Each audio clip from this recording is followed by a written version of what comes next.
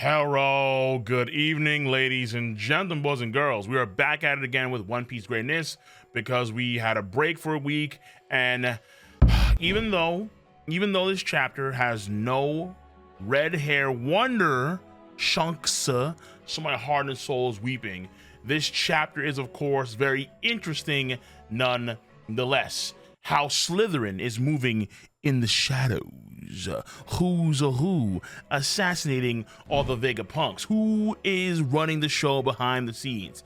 That is the main question we have right now in our minds. But if you haven't seen my live stream react for the chapter, you can go where to my Cole Requiem channel for that full stream, and of course on my twitch.tv channel as well for that full stream, plus the post chapter reaction discussion with the tier 3 cats. Now, as per usual, we're going to break down this chapter review step by step and piece by piece with the main components, the pace and chapter structure, the character section of the chapter, and of course the story progression section of the chapter as well. So let's get right into this chapter review.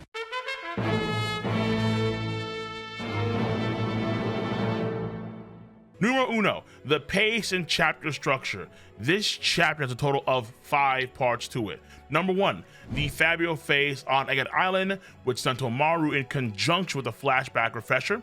Number 2 is Labo phase main building, the command floor, the 4th floor, building A with Luffy and company versus Seraphim. Number 3 is that we shifted to the 3rd floor of the same building, building A, with Nami and company, and of course a certain hero comes to save the day, but we'll get that soon enough.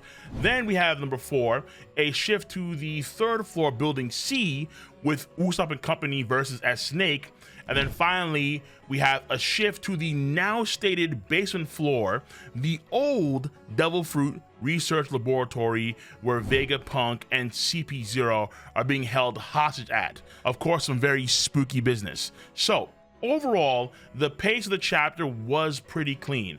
Because of the new layout, it does keep things kind of well organized, and the expansion of the building, so now you have the basement area being revealed, also helps in that regards of keeping the overall structure and pace of these chapters very clean and well organized. So overall, the chapter pace and structure was good.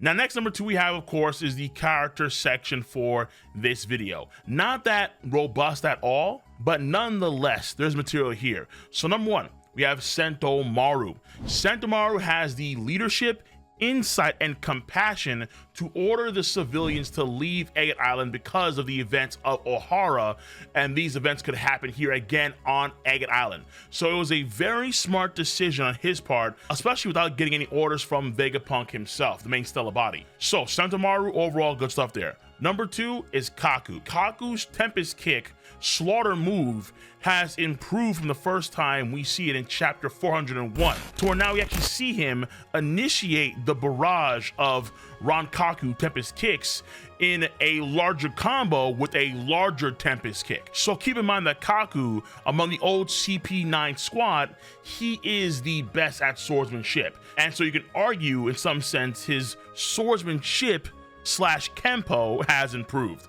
So that's Kaku. After Kaku is going to be Nami. So she does somewhat, keyword there obviously, somewhat overcome her reservations with attacking kids from chapter 1065. And she does attack as Shark. All she does is simply close her eyes, swing, and let Zeus handle the rest. On paper, this would be a pretty good play, and F them kids. Stop it. It is what it is, okay? Because them kids trying to kill us, but doesn't work. And next we have, of course, the star of the show, Sanji. Sanji has a new move. Officially, it's called the Raw Heat Strike. It's a flaming dropkick that can send an enemy like a shark packing. And it is what it is. It probably models after Ivankov's dropkick that we see in chapter 560. And the energy, the energy is kind of the same too, with the goofy face and the intention, where at that point in time, Kuma was attacking Eva's, quote, candy boys, end quote. It's not me, it's what Eva does, okay?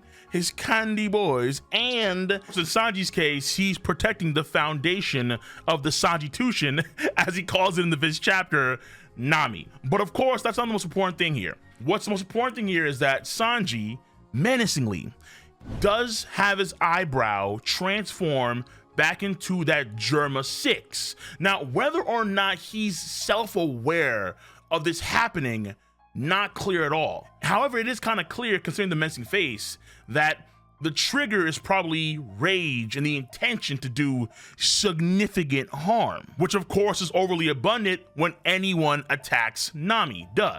The first time S-Shark attacked Nami, both Sanji and Robin, I'll stop the cap. Second time round, woo! First time, shame on you. Second time, that's not, shame on me. We're stopping that here and now. But the thing here though, is that we still don't know how his body kind of truly functions when he's in normal form. But when he transforms with the 6th eyebrow, we kind of know that is already because we saw what happened when he beat Queen. It's the same form. But nonetheless, it does expand Sanji's character, and that's it when it comes to the overall character section for this video. Now, you might wonder to yourself, there should be more for this section, but I'll explain the reason why in the next part of this video. The most important thing here for this section, again, is the Sanji bit, where Sanji is, in a lot of ways right now, a Delphi user, without, of course, those nasty drawbacks. So that is it when it comes to the character section of this video.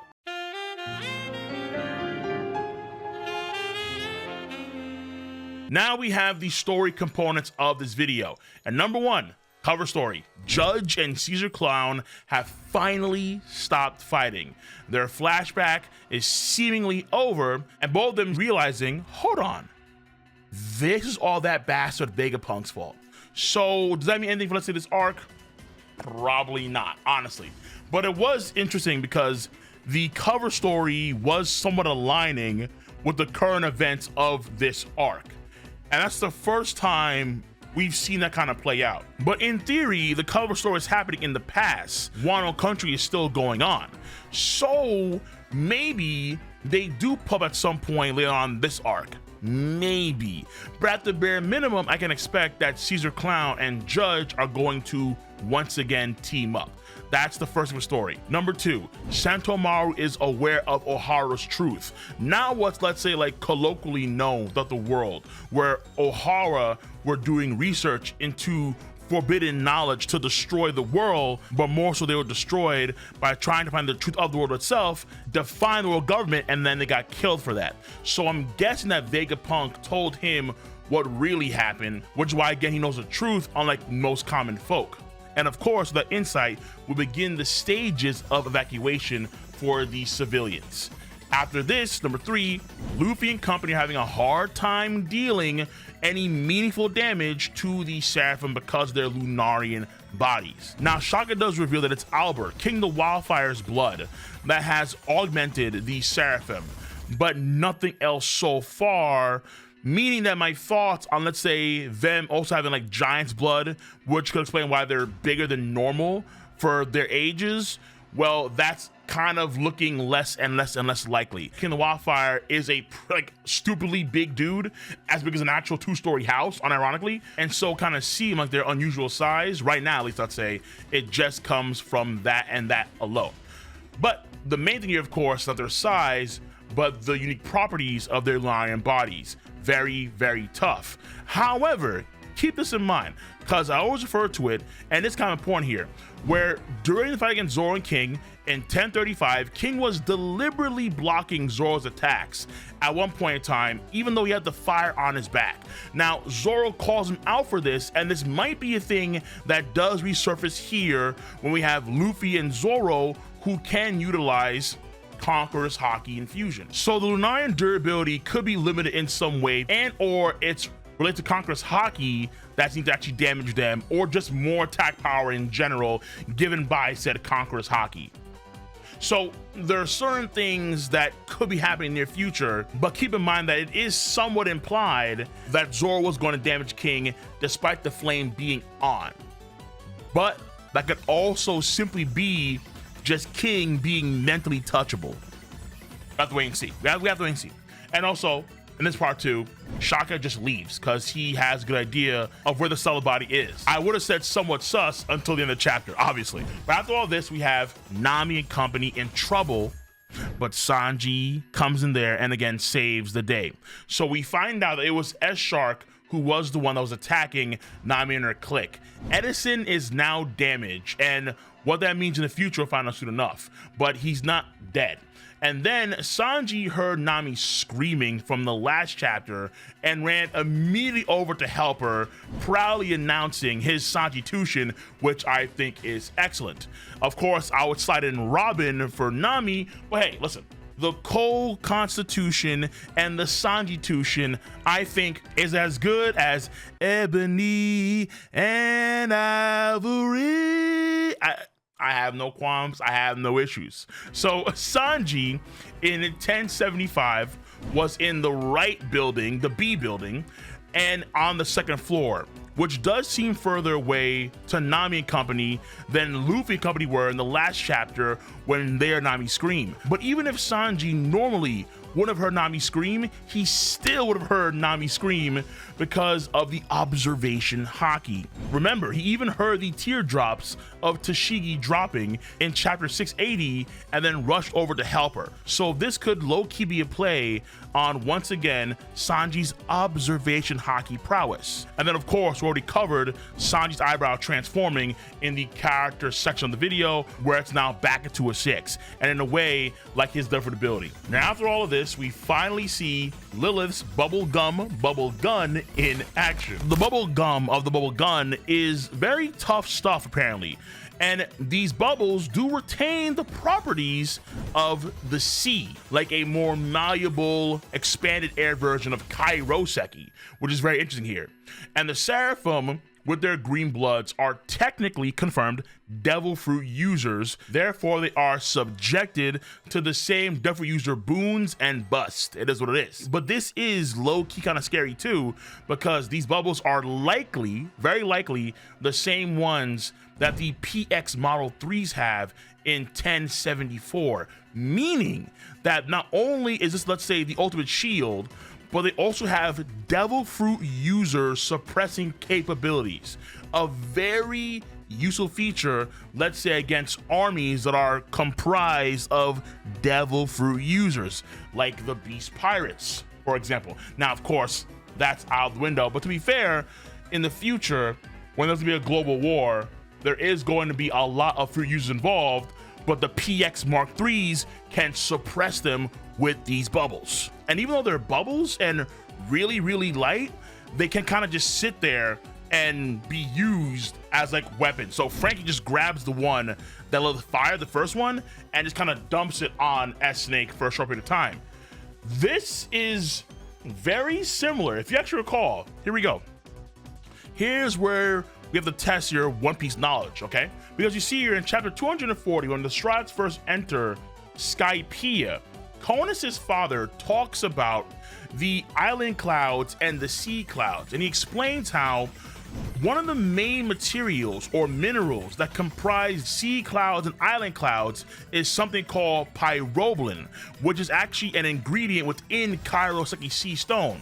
And the density of this pyroblin that is shot up into these clouds by volcanoes will dictate whether or not you get a sea cloud or an island cloud. So I do wonder, for damn sure, if there's a similar principle here when it comes to the bubbles, where in some way they are manipulating the density of pyroblin, one of the core components of sea stone, and they're using that as like these bubble weapon shields. That would be kind of lit. Like, I ain't gonna cap, I'd be kind of lit.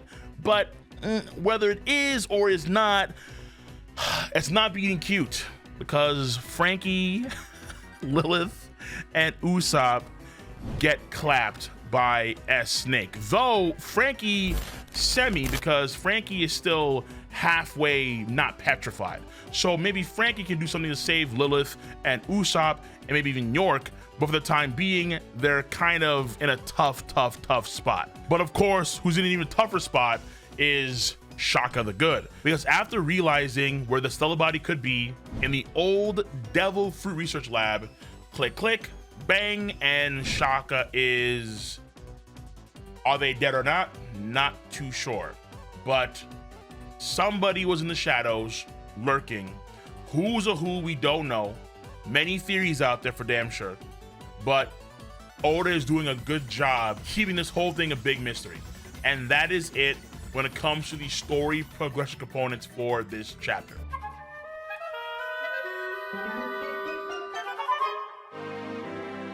So, final thoughts. Making very good strides in this arc for damn sure. The tension is up when it comes to who is manipulating behind the scenes, whether it's another Vegapunk, like let's say it's York, or it's actually Edison, or let's say Pythagoras, or let's say it's a new Vegapunk. Maybe let's say it's a failed clone of Stussy, as some folks want to say it is. I know some folks are of the idea that it's actually S Flamingo, the Seraphim version of Doflamingo, and with that Tenryubito bloodline is able to override the commands of the other Vegapunks and command the Seraphim up until, let's say, the Gorosei hop on in. So maybe it is Bluno who's using the door ability and slithering in and out and doing some Mad Lad stuff on Gorosei orders. Maybe it is genuinely Saturn and he has the mythical Zoan of the Solid Snake or Sly Cooper and Thieves ability. Listen, there are options here for damn sure. There's so many, but because there's so many options, that's a good sign of itself. People's anticipation for who this person is the sign of quality writing. And when it comes to the Lunarian stuff with Zoro, with Luffy, Lucci, and Kaku, now with Sanji and S-Shark, when it comes to their durability, we're gonna kind of see, I think, relatively soon, what is the ceiling, what the true thing is here, and then can strong attacks, even let's say when their flames are on, or let's say just Conqueror's Haki kind of stuff, we're gonna find out, I think, in the future what the deal is. But keep in mind that they're still just kids, yo. They're still just kids. And Luffy in Gear 4 Bowman, plus Rob Lucci in bulked up form, and Kaku and Zoro, even though Zoro had a herder moment and his IQ dropped 50 points, the fact of the matter is that they're taking this much damage and they can still muscle through. Albeit, they're not damaging Luffy or Lucci or Kaku or Zoro that much, but nonetheless, extraordinarily tanky. And in the future from EOS is gonna be very, very scary.